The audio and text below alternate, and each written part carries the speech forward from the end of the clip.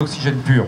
Pourquoi? Parce qu'il va falloir enlever tout l'azote du corps, et une fois que l'azote est enlevé, je vais pouvoir, comme un plongeur qui remonte en surface, sortir, dépressuriser le scaphandre et sortir dans l'espace, les pieds en bas, sur 450 km de vide. Je m'accroche, tout est très instable par rapport à la piscine, tout flotte.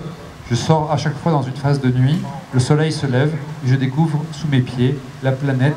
Je suis ébloui par sa beauté, je suis en train de batailler avec mon équilibre. Vous allez voir donc très bientôt des images prises par mes caméras de casque, c'est-à-dire des images qui vont montrer l'instabilité du corps de l'astronaute. On les attend. Là, voilà, attendez, ça c'en est une, oui. Ici j'ai ma main gauche, donc là c'est pris par une caméra de casque. Là je suis en train de travailler sur le bras robotique, et une autre image qui arrive, qui vous montre encore une fois l'instabilité.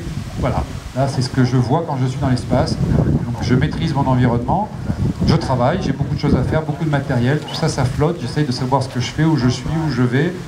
Par moments, on a encore une fois les pieds dans le bras robotique, c'est le cas de mon ami Franklin, ici, qui est porté par le bras robotique. Des fois, on est dans des phases de nuit, on est mal éclairé, encore une fois, la nuit se réveillent les peurs, très très vite on perd l'équilibre, le risque d'endommager du matériel. Donc il faut aller doucement, il faut essayer de comprendre ce qu'on fait, et c'est pas tous les jours facile dans cette espèce de scaphandre qui est plus rigide qu'autre chose.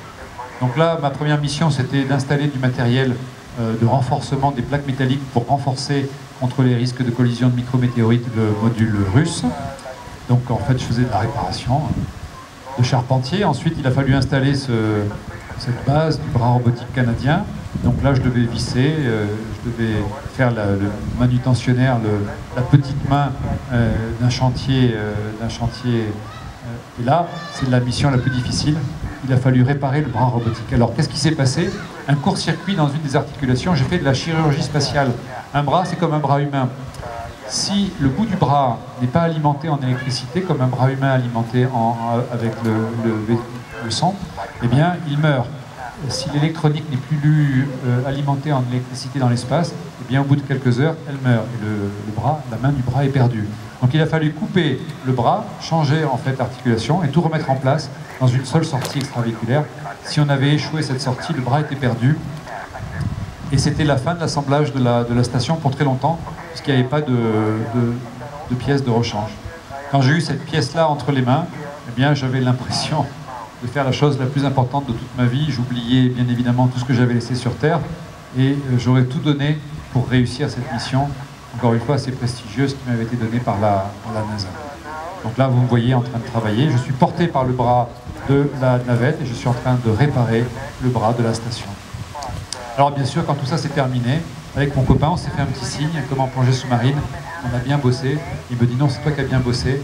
On était très heureux d'avoir réussi, très heureux de profiter de cet environnement extraordinaire, de cette vue magnifique, dans une maîtrise totale de son environnement, un scaphandre réglé à 20 degrés, en communication en temps réel avec la NASA. Ma femme regardait ces images en temps réel à la maison, sur la télévision de la NASA. Une impression de grande maîtrise. Au tournant encore une fois, du millénaire, l'homme a réussi à capturer l'orbite basse et à en faire quelque chose.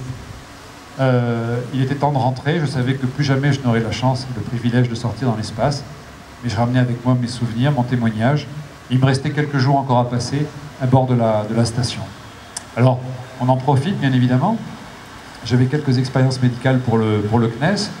Là, c'est pour le fun. J'ai un camarade Franklin qui a emprisonné une bulle d'air dans une bulle d'eau. Puis il y a un pilote de chasse dans un groupe qui va mettre à mal l'expérience. C'est le commandant de bord. N'imaginez pas qu'on ait beaucoup de temps pour rigoler, parce qu'en fait, toutes les heures sont comptées. Donc on prend sur notre sommeil pour regarder la Terre, pour s'amuser. Un peu de vie pour vous expliquer qu'on se shampooine avec des shampoings secs, il n'y a pas de douche. On mange ce qu'on trouve, on n'a pas de produits frais du fait que, n'ayant pas d'électricité, on n'a pas de frigidaire. Et puis, on survit, c'est du camping.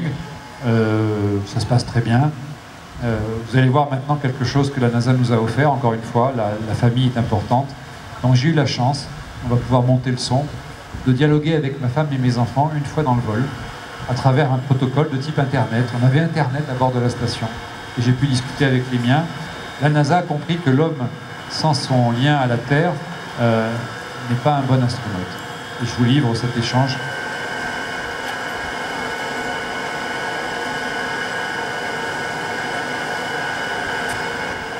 Et papa, comment tu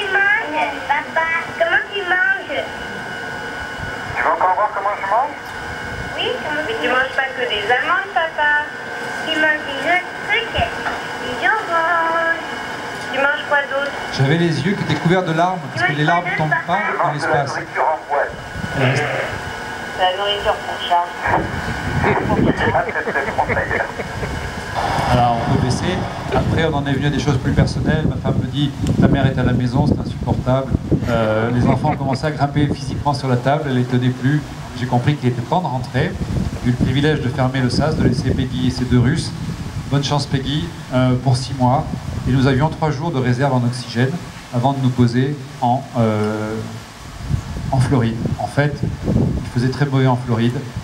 On a tourné, pris des photos de la Terre et on a dû se poser en Californie sur la base mythique d'Edwards, où la navette a dû s'est posée comme un avion de ligne. On n'avait pas conscience à ce moment-là du risque de la rentrée quelque part. Les gens pensaient que ce qui était dangereux c'était le décollage.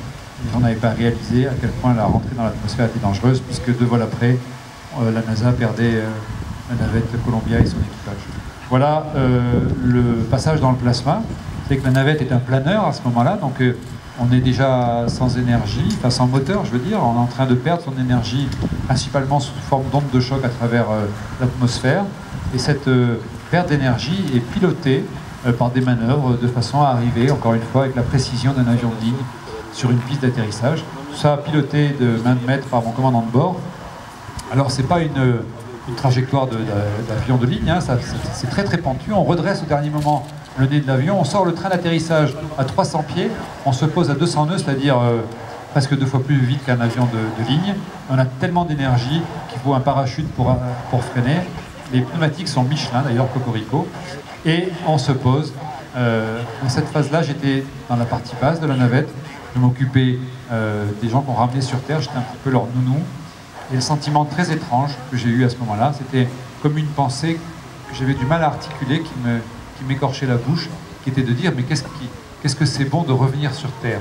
Un peu comme un alien qui aurait vu la Terre de très loin et qui serait revenu sur Terre en disant mais cette Terre c'est absolument merveilleux, il y a pléthore d'oxygène, de verdure, de gens qu'on aime, tout est facile. Quand on a été prisonnier de son scaphandre, prisonnier de la station, on sait ce à quoi on doit la vie, et quand on arrive sur Terre on se dit mais oui, la vie est là, il y en a beaucoup, et le seul truc c'est de la préserver parce qu'il n'y a pas d'autre planète qu'on connaisse aujourd'hui qui soit habitable. Alors une grande nostalgie dans le cœur de l'astronaute, qui aurait envie de retourner, mais qui sait aussi que c'est peut-être pas forcément la meilleure des choses à faire, et que la meilleure des choses à faire, c'est de se mettre au travail pour sauver notre planète. C'est la différence entre savoir les choses et les avoir vécues. J'espère vous avoir donné un petit peu de ce vécu ce soir. C'est la fin de mon exposé, on a peut-être un peu de temps pour les questions. Merci de votre attention.